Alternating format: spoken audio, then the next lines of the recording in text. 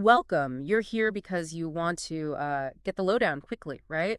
Skip the hours of digging. Exactly. Consider this your fast track. Today, we are doing a deep dive into something massive, artificial intelligence. Specifically, how it's, well, really changing productivity in the workplace now. Yeah, it's not science fiction anymore. We've got this great article that lays out some really practical ways AI is already being used. So our mission today is to pull out the most, impactful insights, the key examples. Right. Give you a clear picture of how AI is making things happen differently. No fluff. Okay, let's kick things off. The article starts with automation, but maybe not the kind people first think of. Definitely not just factory robots. We're talking software, AI tackling those routine, kind of time-sucking tasks that we all deal with. Like what specifically? What does the source mention? Well, things like AI assistants, think Microsoft Copilot or Google Duet AI. They're drafting emails now, summarizing long meetings. Wow, okay, that alone sounds like a huge time saver. It really is. Yeah. Imagine getting those hours back every week. It frees people up. Frees them up for more strategic work, creative thinking. Exactly. Higher value stuff. The article also mentions chatbots handling customer service, 2047. Right. And what about things like data entry? That repetitive stuff. Yeah, that's where RPA comes in, robotic process automation. Basically, software bots doing things like processing data, running compliance reports. So the big idea here is AI takes the routine and humans focus on the complex. Pretty much. It's not just about being faster, it's about letting people do more engaging, maybe even more satisfying work. That's a really interesting angle, job satisfaction. Okay, what's next? The article moves on to decision-making, I think. It does, and this is huge. AI's ability to just crunch massive amounts of data. Way more than any human team could manage. Right, and not just crunch it, but find the patterns, the hidden trends. It can help predict outcomes, give leaders solid recommendations. So it takes some of the guesswork out of strategy. A lot of it. Yeah. Decision cycles get shorter, planning gets sharper. The article gives good examples. Like, sales teams using AI in their CRM systems to pinpoint the really promising leads. okay, it makes sense. Or HR using predictive analytics helps with finding the right people and, importantly, keeping them. And marketers. Using AI platforms to see what's working in their campaigns right now and adjusting on the fly. So for anyone wanting to really understand business strategy today, you have to understand how AI feeds into it with data. Absolutely, Corey. It's moving beyond intuition to informed action. Okay, shifting gears a bit. Communication and collaboration. How's AI changing things there? It's making things smoother, taking out some of the friction. Friction-like. Well, think about meetings. Tools like Zoom or Google Meet now have live transcription Oh yeah, that's incredibly useful. and automated summaries afterwards. No more arguing about who's supposed to do what. Haha, right. Less time taking notes, more time actually talking. Exactly. Plus, you've got AI helping with writing itself.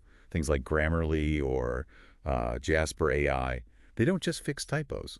They help with tone, clarity. Yeah, making sure your message lands right. And even simple things like Slack bots handling status updates or answering common questions automatically. It all adds up, doesn't it? Little bits of friction removed everywhere. It does. Makes teamwork more efficient, lets people focus on the actual work, not the admin around it. Okay, now this next one is interesting. Creativity. There's often this fear, right, that AI will replace human creativity. Yeah, that comes up a lot. But this article actually flips that idea. How so? It argues AI can actually boost creativity, sort of like a partner. A creative partner. Explain that. Well, AI can handle some of the maybe less exciting parts.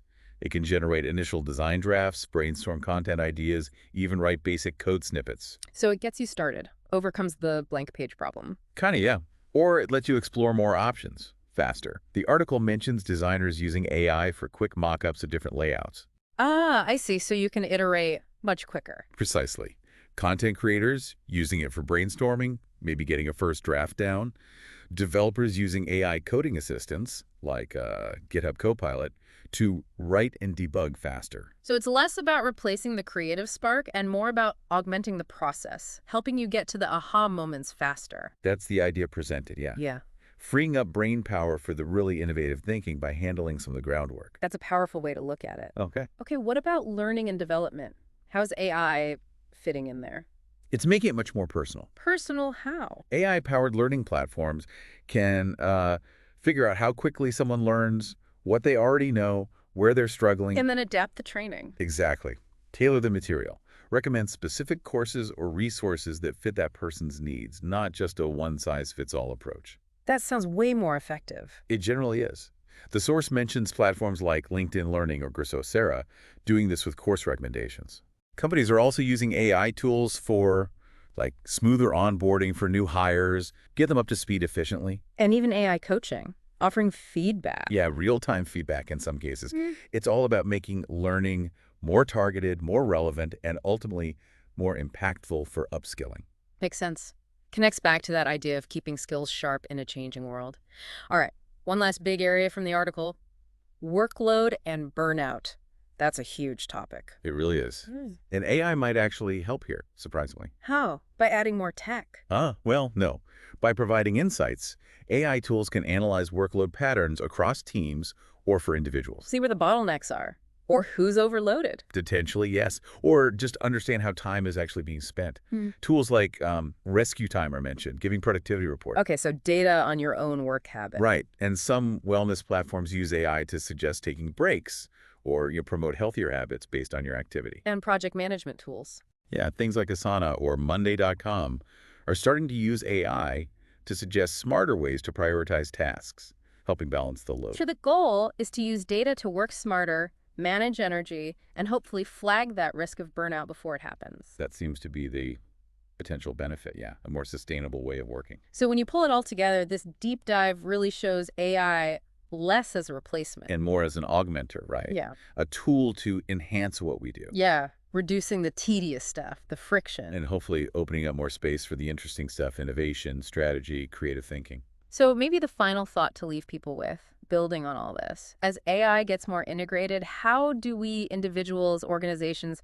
really adapt to get the most out of it? Right. How do we leverage it smartly? And maybe what new skills or even entirely new roles start to emerge because of this shift. Definitely something to think about. A lot changing very quickly. For sure. It's a space to watch closely.